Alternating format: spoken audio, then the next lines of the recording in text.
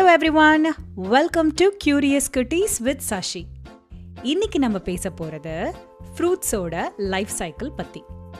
ஃப்ரூட்ஸ்னா தமிழ்ல பழம்னு சொல்லுவாங்க. டேஸ்டியான ஸ்வீட்டான ஃப்ரூட்ஸ்னா நம்ம எல்லாருக்கும் ரொம்ப பிடிக்கும். அந்த ஃப்ரூட்ஸ் நம்ம கைக்கு எப்படி வந்து சேருதுன்னு இன்னைக்கு தெரிஞ்சுக்கலாம்.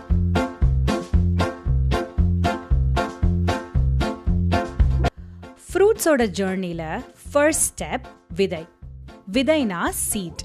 இந்த சீட் ஒரு சின்ன பேக்கேஜ் மாதிரி.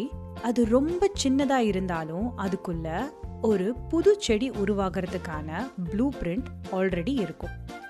ப்ளூ பிரிண்ட்னா அந்த செடி எப்படி வளரணும், எங்கே வேர் வரணும், எங்கே இலை வரணும் சொல்கிற ஒரு சிம்பிள் பிளான். விதை வளர ஆரம்பிக்க அதுக்கு தண்ணி, கொஞ்சம் ஹீட் அண்ட் காற்று கிடைக்கணும். இந்த மூணும் சரியாக கிடைச்சதும் விதையிலிருந்து பிளான்ட்டோட க்ரோத் ஸ்டார்ட் ஆகும். சில விதைகள் சரியான சீசன் வரைக்கும் மண்ணுக்குள்ள அமைதியாக இருக்கும். அப்புறம்தான் அந்த விதையிலிருந்து நெக்ஸ்ட் ஸ்டேஜ் ஸ்டார்ட் ஆகும். தண்ணீர் கிடைச்சதும் விதையோட வெளியில் இருக்கிற கவர் மெதுவாக சாஃப்ட் ஆகும். அப்புறம் முதல்ல வெளியில் வர்றது வேர். அந்த வேர் மண்ணுக்குள்ளே போய் தண்ணி அண்ட் மினரல்ஸ் எடுத்துகிட்டு வந்து செடிக்கு கொடுக்கும்.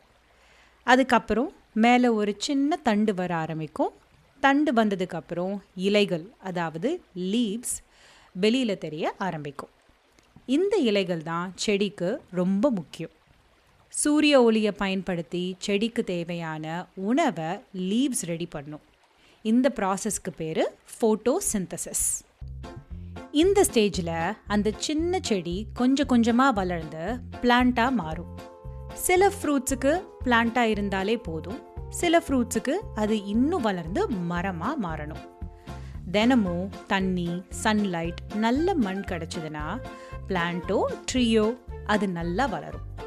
இப்படி நல்லா வளர்ந்த பிறகுதான் அடுத்த இம்பார்ட்டண்ட்டான ஸ்டேஜ் ஸ்டார்ட் ஆகுது. அதுதான் ஃப்ளவர் ஸ்டேஜ்.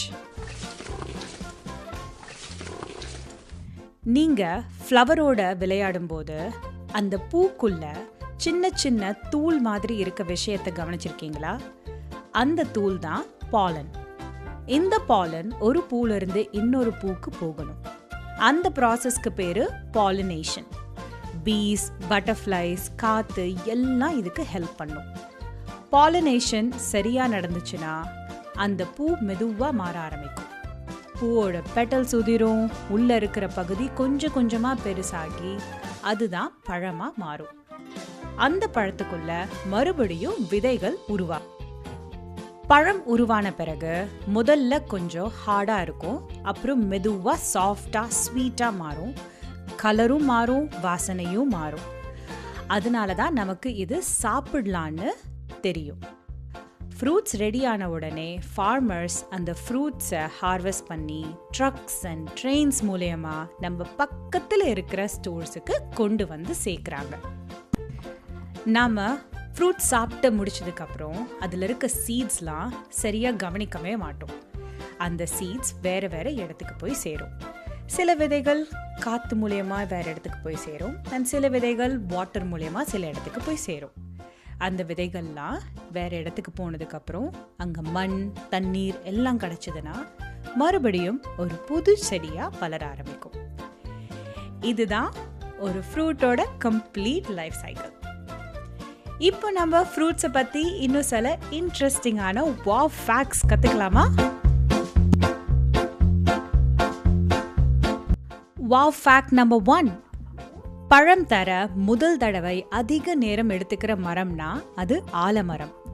ஆலமரம் வளர்ந்து முதல் பழம் வர 20 to 30 வருஷம் ஆகலாம்.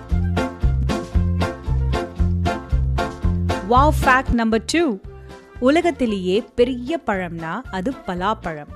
ஒரு பலாப்பழம் 30 to 50 கிலோ வரைக்கும் எடை இருக்கலாம்.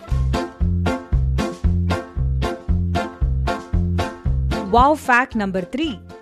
ஒரு பழத்துக்குள்ள அதிக விதைகள் இருக்கிற பழம் மாதுளை. ஒரே மாதுளையில நூற்றுக்கணக்கான விதைகள் இருக்கும். அடுத்து நம்ம குவிஸ் ரவுண்டுக்கு போகலாம். Question number 1.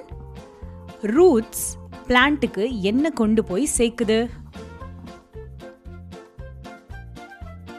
Yes, தண்ணி and minerals. Question number 2. Sunlight use பண்ணி leaves food create பண்ற ப்ராசஸோட பேர் என்ன? Yes, photosynthesis. Very good. Okay, last question. பூக்குள்ள சின்ன சின்னதா தூள் மாதிரி இருக்கிற விஷயத்தோட பேர் என்ன? Yes, pollen. Awesome. அதோட இன்னைக்கு ஃப்ரூட்ஸை பற்றி நிறைய இன்ட்ரெஸ்டிங்கான விஷயம் கற்றுருப்பீங்க. நெக்ஸ்ட் வீக் இன்னொரு இன்ட்ரெஸ்டிங்கான டாப்பிக்கோட வரேன். Until then, it's bye from Curious Cuties.